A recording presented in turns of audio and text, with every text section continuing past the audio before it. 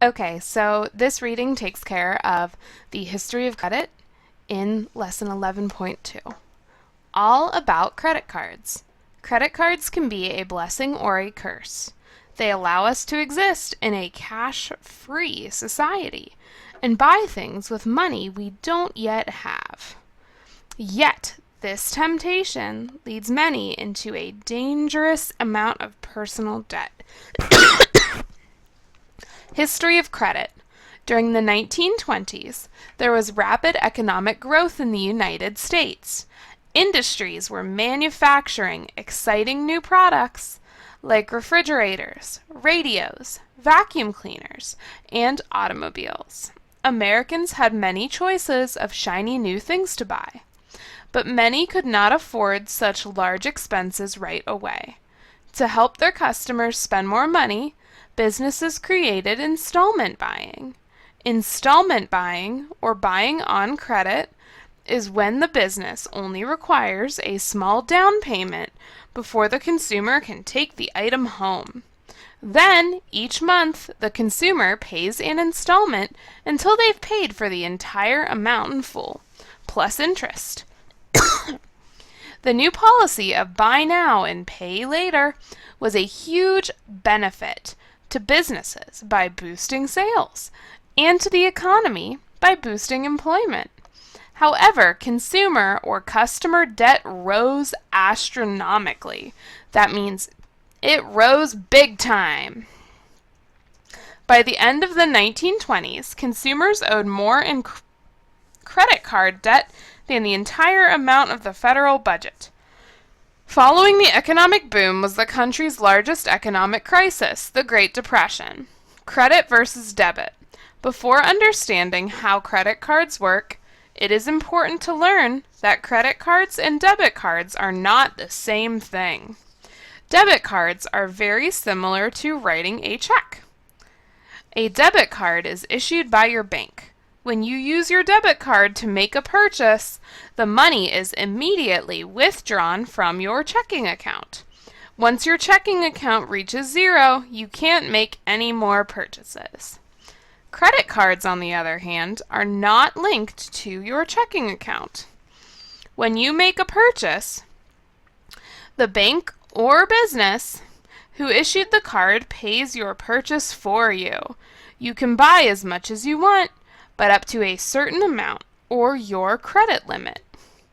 Then you can slowly pay the bank or business back over time by making monthly payments. In exchange, the bank or business charges you interest, an extra percent of cost, for borrowing their money for a while.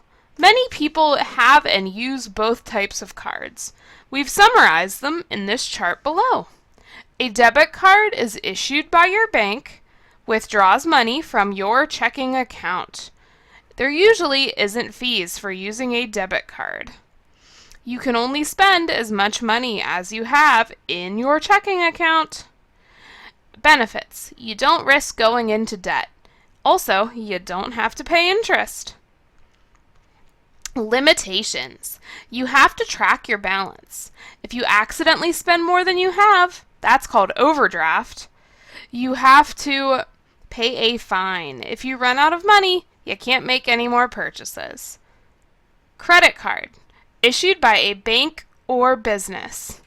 They pay money for your item, and then you pay them back. You must pay interest for borrowing the bank's or business's money. You can spend as much as your limit, but you can spend money you don't yet have.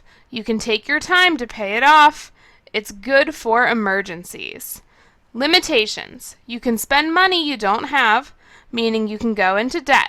There are interest charges, which means you pay more for items in the long run. Credit card lingo. APR, annual percentage rate. This is the interest rate a bank or business charges for an entire year on a credit card or loan. The APR ranges by bank or business, so it is a good idea to find a card with the lowest APR. It could change between 0 and 30%. Charge card. A charge card is slightly different from a credit card. There is no credit limit and you can spend as much as you want. The catch? You have to pay the whole balance off each month. Debit, a withdrawal or taking money out. Debt, when you owe money. Interest rate. The interest rate is the percent the bank or business charges each month for borrowing their money. For example, if an APR is 25% for the entire year, that would only be 2.1% interest each month. Layaway. Installment sounds a lot like layaway, but there's one key difference. With installment buying, you only have to pay a small down payment before you can take the item home. With layaway, you must make down payments until the entire item is paid off. Then you can take it home. Minimum monthly payment. Based on your balance, the bank or business determines the minimum amount of overdraft you must pay them each month to make progress on paying off your credit card. Overdraft. For a debit card, you can only spend as much money as you have in your checking account. If you accidentally spend more money, the bank charges you an overdraft fee. So this concludes the reading portion. If you go back to today's lesson, you'll notice there's a vocabulary activity as well as a BrainPop video to watch. No formal assignment submitted today.